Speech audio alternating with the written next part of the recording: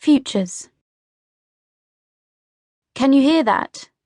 said Caris last, halting in front of me so suddenly that I almost crashed into her. We both stood on the train platform. We were 15, and we were friends. "What?" I said, because I couldn't hear anything except the music I was listening to through one earphone. I think it might have been Animal Collective. Caris laughed, which didn't happen very often. "You're playing your music too loud," she said, hooking a finger around the earphone's wire and pulling it away from me. "Listen." We stood still and listened, and I remember every single thing I heard in that moment. I heard the rumbling of the train we'd just got off leaving the station, heading further into town. I heard the ticket gate guard explaining to an old man that the high-speed train to St. Pancras was cancelled today due to snow.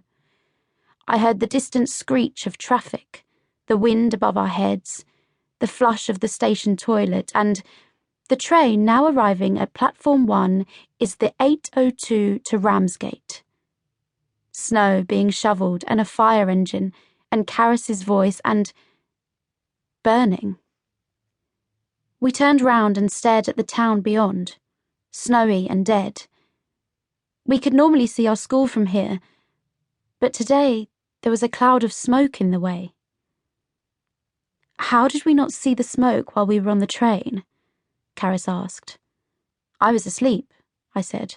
"I wasn't." "You weren't paying attention." "Well, I guess the school burned down," she said, and walked away to sit on the station bench.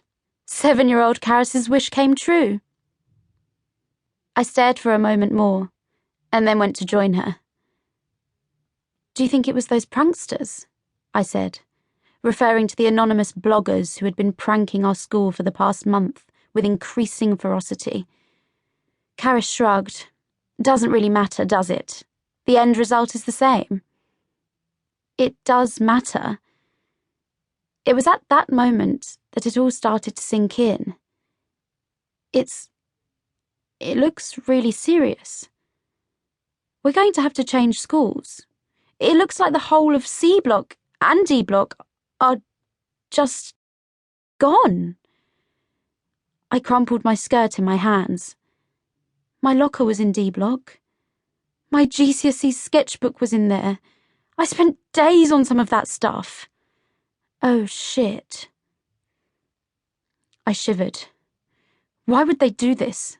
They've destroyed so much hard work. They've messed up so many people's GCSEs and A-levels. Things that seriously affect people's futures. They've literally ruined people's lives. Caris seemed to think about it, and then opened her mouth to reply, but ended up closing it again and not saying anything.